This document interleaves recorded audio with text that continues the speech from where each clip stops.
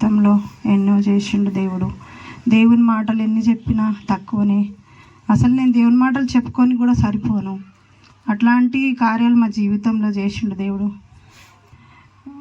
సావాసం నా ఆత్మీయ తండ్రి, నా ఆత్మీయ తల్లి నాకు చాలా ధైర్యం ఇస్తారు. చాలా ఒక సొంత తల్లిదండ్రుల వాళ్ళే. నాకు గురించి ఎంత చెప్పినా తక్కువనే. ఒక యోబు లాంటి తండ్రిని మన సంఘస్థులకు మనకు ఇచ్చినందుకు నేను చాలా సంతోషపడుతున్నాను.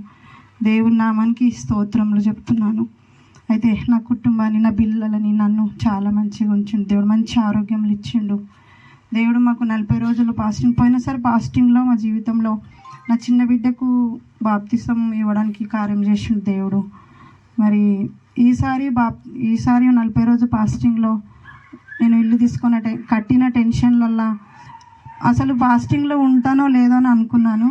తండ్రి, మరి నేను ఈసారి కూడా 40 రోజులు పాస్టింగ్ ఉండాలి ప్రవ్వా.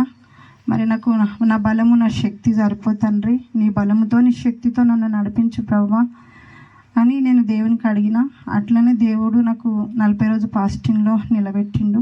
10 రోజులు ఫుల్ ఫాస్టింగ్ ఉన్నా.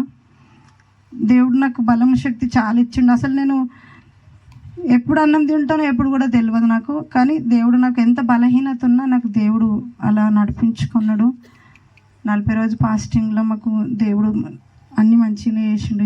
ఇంట్లో మా పిల్లలకు మాకు చాలా మంచి ఆరోగ్యాలు ఇచ్చిండు దేవుడు. ఇప్పటి వరకు మా పుట్టి జన్మం నుంచి నన్ను ఇప్పటి వరకు ఎలాంటి అనారోగ్యం రాకుండా నన్ను, నా పిల్లలనే కానీ చాలా మంచిగా ఉంచిండు. ఇప్పటి వరకు మాకు ఏది కూడా రాలేదు. మాకు ఎలాంటి రోగాలు మాకు తలగలేదు.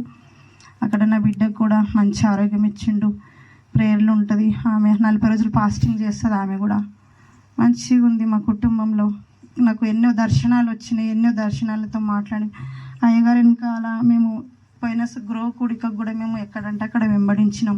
ప్రతిసారి నేను ఏమనుకుంటుంటే, తండ్రి మరి నేను ఎప్పుడు కూడా ఇంట్లో ఉండకూడదు ప్రభా, నిన్నే వెంబడించాలి. నీ రూపంలో ఉన్న నా ఆత్మీయ తండ్రిని వెంబడించాలి. నేను నా ఆత్మీయ తల్లిని వెంబడించాలి. ఎప్పుడు కూడా నేను ఇంట్లో ఉండకూడదు ప్రభా. నాకు నీ వాక్యం కావాలి, నీ పాటలు కావాలని నేను ఎన్నో అడుగుతా దేవునికి. ప్రతి దర్శనంలో నాకు మాట్లాడతాడు దేవుడు.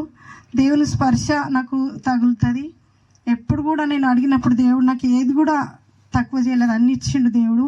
నేను ఎప్పుడు కూడా దేవునికి వెంబడించాలనుకుంటా. ఇంట్లో ఒకరోజు నా ఆత్మీయ తండ్రి వెనకాల ఒకరోజు ప్రేయర్ ఆగిపోతే ఏమనుకుంటా అంటే, అయ్యో ఈరోజు ప్రేయర్ లేదు, నేను ఎట్లా చేయాలి, ఇక్కడ అట్లా అనిపిస్తుంది నాకు. ప్రేయర్ ఉండాలి, ప్రేయర్లో నడవాలి, వాక్యంలా ఉండాలి అని అనిపిస్తుంది.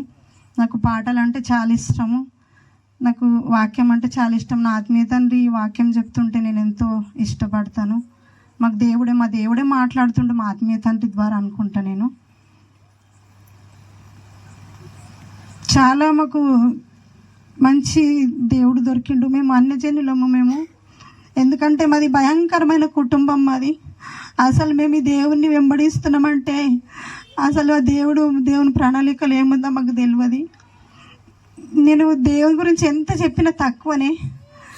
చాలా గొప్ప దేవుడు దొరికిండు నాకు. మేము ఎక్కడుండేవారం, ఎక్కడ అయిపోయేవారమో, కానీ ఇక్కడ మాకు ఒక మంచి సంఘము, ఒక మంచి ఆత్మీయ తండ్రి, మా ఆత్మీయ తల్లి దొరికినందుకు మేము ఎంతో సంతోషపడుతున్నాము.